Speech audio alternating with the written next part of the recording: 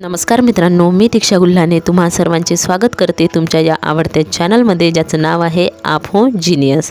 मित्रांनो, तुम्हाला माहितीच असेल की तलाठी परीक्षेची जाहिरात कधीही येऊ शकते आणि म्हणूनच बरेच विद्यार्थी अभ्यासाला सुद्धा लागलेले असणार याची मला खात्री आहे।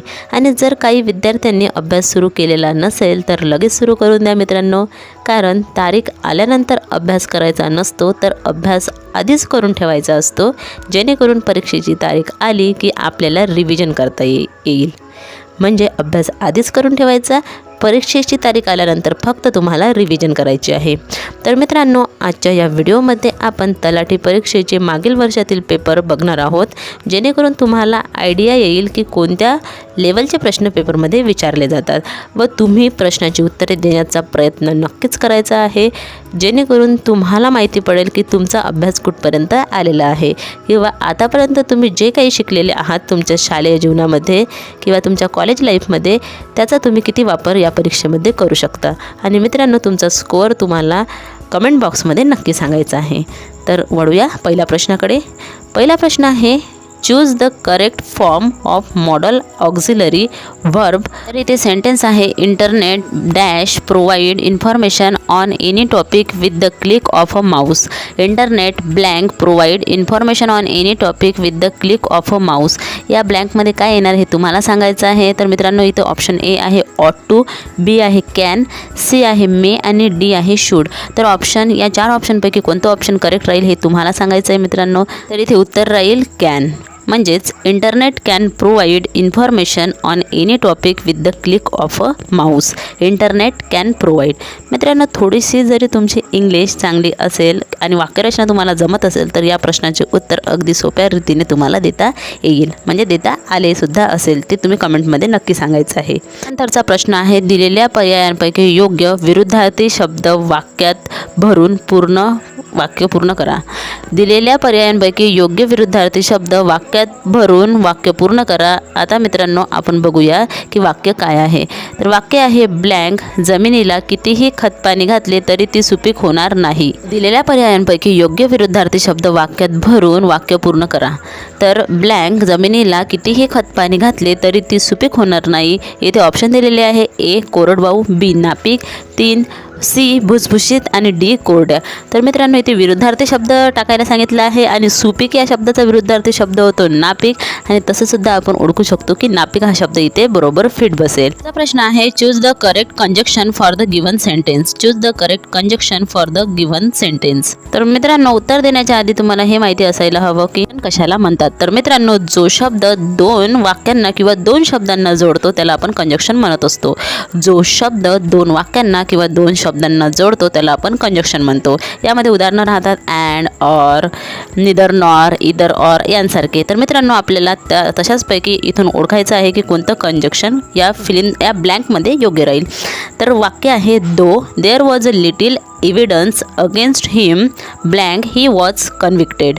Though there was a little evidence against him blank he was convicted. तर मित्रांनो, ऑप्शन दिलेले आहे, A so, B besides, C 8 आणि डी आफ्टर। तर मित्रांनो, इथे जे सुटेबल ऑप्शन राहील ते आहे 8। पुढचा प्रश्न आहे, choose the option with the appropriate prefix to complete the given sentence. Choose the option with the appropriate prefix to complete the given sentence. आधी प्रिफिक्स म्हणजे काय हे समजून घेऊया। तर प्रिफिक्स म्हणजे होते की एखादा शब्द असतो आणि त्याच्या आधी आपण एक लेटर किंवा एकापेक्षा जास्त लेटर लावून अर्थपूर्ण शब्द तयार करण्याचा प्रयत्न करतो, त्याला आपण प्रिफिक्स म्हणत असतो। जसे लिमिटेड हा शब्द आहे आणि याच्या आधी जर आपण 2 अक्षरं लावली, अन, यू आणि यन, हे 2 अक्षरं लावली तर त्याचा अनलिमिटेड होऊन जाईल। म्हणजे लिमिटेड या शब्दाला प्रिफिक्स लावल्यानंतर तो शब्द बनला अनलिमिटेड, पण शब्द अर्थपूर्णच असायला हवा। तसं आपल्याला खाली दिलेलं आहे की the validity of your passport has expired and therefore is blank valid नाव। म्हणजे या ब्लँकमध्ये काय येईल ऑप्शनपैकी हे तुम्हाला सांगायचं आहे। ऑप्शन आहे पोस्ट व्हॅलिड, बी आहे मिस व्हॅलिड, सी आहे अनव्हॅलिड की डी राहील इनव्हॅलिड। मित्रांनो, अगदी सोपं आहे, इथे येईल ऑप्शन क्रमांक डी म्हणजे इनव्हॅलिड। म्हणजे व्हॅलिडचा जो ऑपोजिट वर्ड आहे तो आहे इनव्हॅलिड, जो की आपण प्रिफिक्स लावून तयार केलेला आहे। तर तुमच्या हे लक्षात आलेलं असेल। तर वळूया पुढच्या प्रश्नाकडे। पुढचा प्रश्न आहे, रिकाम्या जागी योग्य शब्द भरून जोड शब्द पूर्ण करा. रिकाम्या जागी योग्य शब्द भरून जोड शब्द पूर्ण करा. आणि ऑप्शन दिलेले आहे. शब्द आहे कौतुक. कौतुकसाठी कोणता शब्द शोभेल हे आपल्याला सांगायचं आहे. तर ऑप्शन ए आहे गोड, ऑप्शन बी आहे सत्कार, ऑप्शन सी आहे कोड आणि ऑप्शन डी आहे मान. तर मित्रांनो, कौतुकसोबत योग्य जो शब्द राहील तो राहील ऑप्शन क्रमांक सी म्हणजे कोड. कोड कौतुक हा जो शब्द आहे तो जोड शब्द योग्य राहील. जलसंसाधनासाठी केंद्रीय मंत्र्यांद्वारे 27 फेब्रुवारी 2019 रोजी कोणत्या राज्याने संसाधन व्यवस्थापनासाठी पहिले बक्षीस जिंकले हा प्रश्न आहे. जलसंसाधनासाठी केंद्रीय मंत्र्यांद्वारे 27 फेब्रुवारी 2019 रोजी कोणत्या राज्याने संसाधन व्यवस्थापनासाठी पहिले बक्षीस जिंकले. म्हणजे मित्रांनो, तुम्हाला लक्षात आलेले असेल की जनरल नॉलेजमधले म्हणजे करंट अफेअर्समधले प्रश्नसुद्धा पेपरमध्ये विचारले जातात. ऑप्शन ए आहे महाराष्ट्र, ऑप्शन बी आहे गुजरात, ऑप्शन सी आहे उत्तर प्रदेश आणि डी आहे मध्य प्रदेश. या 4 ऑप्शनपैकी तुम्हाला सांगायचं आहे की कोणतं ऑप्शन योग्य राहील. तर मित्रांनो, ऑप्शन क्रमांक ए योग्य राहील आणि ते आहे महाराष्ट्र. आणि जवळपास काय बहुतेक प्रश्नांची उत्तर मित्रांनो महाराष्ट्रच असतं, पण आपण नेहमीच ही ट्रिक लावू शकत नाही. म्हणून तुम्ही त्या वर्षीचे जे पण करंट इव्हेंट्स सुरू आहेत त्याची माहिती ठेवायला हवी. त्यानंतरचा प्रश्न आहे पुढील वाक्यातील विरामचिन्ह ओळखा. विरामचिन्ह म्हणजे तुम्हाला माहितीच असेल की जसे की पूर्णविराम असते, स्वल्पविराम असते आहे की नाही, तर त्यासारखे तर तुम्हाला सांगायचे आहे. वाक्य आहे अनेक ठिकाणी उसवलेल्या स्वेटरमधून थंडी चांगलीच जाणवत होती. अनेक ठिकाणी उसवलेल्या स्वेटरमधून थंडी चांगलीच जाणवत होती. यासाठी कोणतं विरामचिन्ह वापरता येईल हे सांगायचं आहे. तर मित्रांनो, हे एक वाक्य आहे, साधं वाक्य दिसत आहे. तर इथे उत्तर राहील ऑप्शन क्रमांक डी पूर्णविराम. ऑप्शन डी पूर्णविराम हे इथे योग्य राहील. त्यानंतरचा प्रश्न आहे पर्यायी उत्तरांतील गटाबाहेरचा शब्द ओळखा. पर्यायी उत्तरांतील गटाबाहेरचा शब्द ओळखा. शब्द दिलेले आहे ए मृग, सारंग, कुरंग, मृगेंद्र. आणि आपल्याला ओळखायचं आहे की कोणता असा शब्द आहे की जो वेगळा आहे. तर इथे ऑप्शन क्रमांक डी योग्य राहील मृगेंद्र. मृगेंद्र हा शब्द जो आहे हा या 4ही शब्दांमधला एक वेगळा शब्द आहे. त्यानंतरचा प्रश्न आहे भारतीय संविधानाचे कोणते परिशिष्ट राज्य आणि केंद्रशासित प्रदेशांना राज्यसभेतील जागांचे वाटप हाताळते. भारतीय संविधानाचे कोणते परिशिष्ट राज्य आणि केंद्रशासित प्रदेशांना राज्यसभेतील जागांचे वाटप हाताळते. ऑप्शन ए 4, बी 1, सी 10 की डी 7. तर मित्रांनो, ऑप्शन क्रमांक ए बरोबर राहील 4 परिशिष्ट त्यांना राज्यसभेतील जागांचे वाटप हाताळते. त्यानंतरचा प्रश्न आहे choose the appropriate prepositional phrase for the given sentence. Choose the appropriate prepositional phrase for the given sentence. The problem was solved blank a new device develop by our team. The problem was solved blank म्हणजे ब्लँकमध्ये काय येईल हे तुम्हाला सांगायचं आहे. A new device develop by our team. तर मित्रांनो, प्रिपोजिशन म्हणजे आधी समजून घेऊया. तर जो शब्द आपण एखाद्या गोष्टीची पोझिशन दाखवते, जो शब्द आपल्याला एखाद्या गोष्टीची पोझिशन दाखवते त्याला आपण प्रिपोजिशन म्हणत असतो. म्हणजे जसे की कोणकोणते राहील प्रिपोजिशन, तर ऑन, इन, अंडर, नियर यांसारखे शब्द ज्यांना आपण प्रिपोजिशन म्हणतो. पण इथे आपल्याला प्रिपोजिशनल फ्रेज सांगायचं आहे. तर बघूया काय राहील उत्तर. ऑप्शन ए आहे at the dint of, option B आहे by reason of, C by means of आणि डी फॉर फिअर ऑफ. तर अगदी सोपं आहे मित्रांनो, by means of. Option C योग्य राहील बाय मीन्स ऑफ. म्हणजे वाक्य कसं तयार होईल, तर the problem was solved by the means of a new device develop by our team. नंतरचा प्रश्न आहे सरासरी काढा. अगदी सोपा प्रश्न आहे, सरासरी काढा. सरासरी म्हणजे काय होते हे आधी आपल्याला माहिती असायला हवं. तर सरासरी म्हणजे होते की दिलेल्या संख्यांची बेरीज. दिलेल्या ज्याही काही संख्या राहील त्यांची बेरीज करायची आणि त्या संख्यांचा नंबर म्हणजे त्या संख्या किती आहेत हे आपण खाली डिवाईडमध्ये लिहायचं. जसे आपल्याला इथे संख्या दिसत आहे की एकूण संख्या 6 आहेत, तर त्या 6ही संख्यांची आधी बेरीज करून घ्यायची आणि मग डिवाईड बाय करायचं 6 म्हणजे भागेला करायचं 6. तर आपल्याला सरासरी मिळून जाईल. अगदी सोपा. या सर्व संख्यांची बेरीज करून जर भागेला 6 केलं तर आपलं उत्तर येते मित्रांनो 59. तर ऑप्शन कोणतं बरोबर राहील, तर ऑप्शन ए मध्ये दिलेलं आहे आपल्याला 59 म्हणजे 59.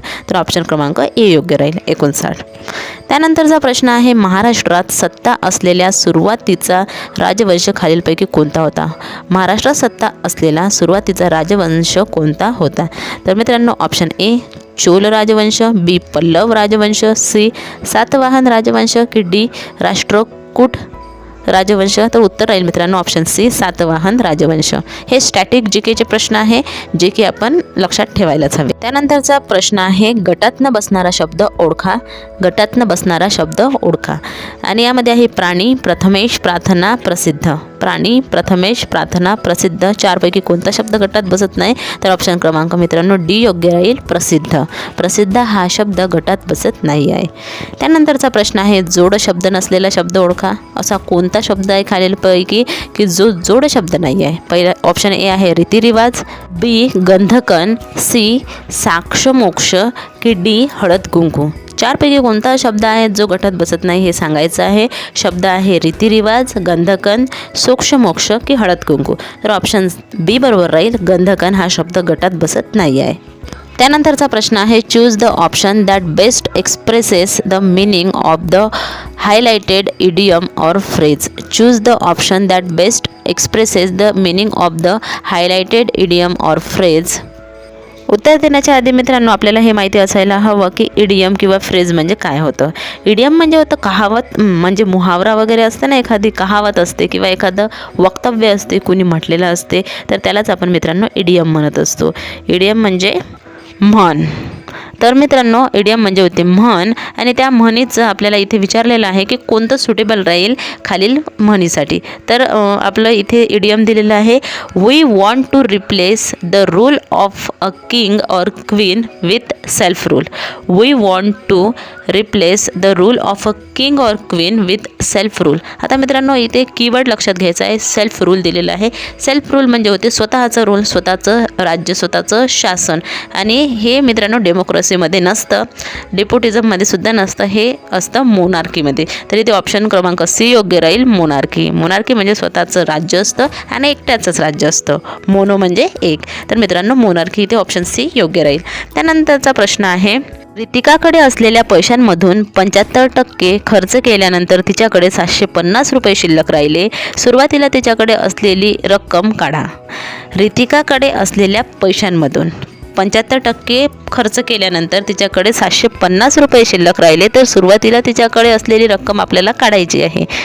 या प्रश्नाचे उत्तर अगदी सोपे आहे मित्रांनो आणि ते आपण ऑप्शन्सच्या सहाय्याने सोडवण्याचा प्रयत्न करूया. आणि पेपरमध्ये सुद्धा बहुतेकदा असे प्रश्न विचारले जातात की ज्याचं उत्तर आपल्याला ऑप्शनच्या सहाय्याने मिळू शकतं.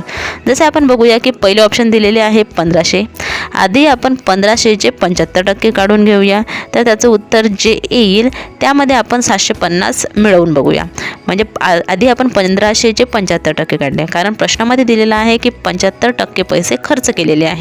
जर आपलं ऑप्शन ए बरोबर असेल तर 1500चे 75% जे आपण काढलेले आहे ते उत्तर जे पण येईल त्यामध्ये जर आपण 750 मिळवले तर उत्तर पुन्हा 1500 यायला हवं. जर येत असेल तर आपलं ऑप्शन बरोबर आहे आणि नसेल येत तर ऑप्शन चुकीचं आहे. तर मित्रांनो करून बघूया. तर 1500चे 75% होते 1125. 1500चे 75% 1125 आणि त्यामध्ये जर आपण 750 मिळवले तर ते होत आहे 1875.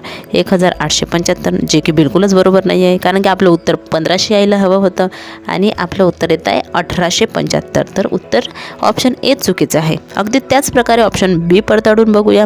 आता बीमध्ये दिलेलं आहे आपल्याला की 7500. 7500चे 75% काढा. उत्तर येईल 5625. 5625 हे उत्तर येईल आणि यामध्ये आता 750 मिळवून बघा, तर आपलं उत्तर 7500 येते काय तर बघूया. उत्तर मित्रांनो 6375 येत आहे. उत्तर येत आहे 6375 आणि आपल्याला ऑप्शननुसार पाहिजे आहे 7500, तर हे सुद्धा ऑप्शन चुकीचं आहे. अगदी त्याच प्रकारे आपण ऑप्शन तिसरं बघूया. तुम्ही तिसरं पण करून बघा आणि तुमचं उत्तर जे येते ते तुम्ही ऑप्शन कमेंटमध्ये सांगा. ऑप्शन डी बघूया आपण डिरेक्टली, कारण हेच आपलं उत्तर राहणार आहे. तर डीमध्ये आधी 3000चे 75% काढा. 3000चे 75% काढा. आपलं उत्तर येईल 2250. 2250 आणि आता यात मिळवा आपले 750. का? कारण 75% खर्च केलेले आहे आणि जे उरलेले आहे 25%, तर ते शिल्लक राहिलेले 25% आपण दोनही मिळवले तर आपल्याला सुरुवातीची रक्कम मिळेल आणि ऑप्शनमध्ये आपल्याला सुरुवातीचीच रक्कम दिलेली आहे. तर मित्रांनो 2250 मध्ये 750 मिळवलं तर आपलं उत्तर येईल 3000 आणि म्हणून अगदी आपलं ऑप्शन क्रमांक डी बरोबर आहे. 3000. तर तुमच्या लक्षात आलेलं असेल आपण कसं काय केलं आहे, तर तुम्ही एकदा व्हिडिओ पुन्हा एकदा रिवाइंड करून बघू शकता. त्यानंतरचा प्रश्न आहे, भारत आणि पाकिस्तान रिकामी जागा या सीमारेषेद्वारे विलग झालेले आहेत. भारत आणि पाकिस्तान रिकामी जागा या सीमारेषेद्वारे विलग झालेले आहेत. विलग म्हणजे वेगळे झालेले आहे. अशी कोणती सीमारेषा आहे, कोणती बॉर्डर आहे, त्या बॉर्डरचं नाव काय आहे की ज्याने भारत आणि पाकिस्तान वेगळं झालेलं आहे?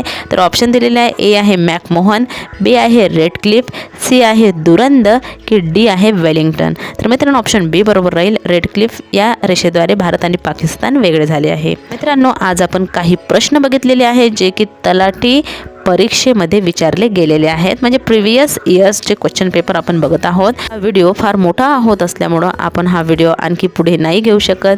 तर मित्रांनो तुम्ही या चॅनलसोबत नक्की बनून राहा, चॅनलला सबस्क्राईब करून ठेवा, जेणेकरून आपण जेव्हा या पुढचा भाग टाकू तो सुद्धा अशाच प्रकारे एक्सप्लेनेशनसोबत संपूर्ण विश्लेषणासह राहील. म्हणून तुम्ही या चॅनलला सबस्क्राईब करून ठेवा, जेणेकरून तो भाग तुम्हाला लवकरात लवकर मिळेल. तर मित्रांनो भेटूया पुढच्या व्हिडिओमध्ये. तोपर्यंत नमस्कार.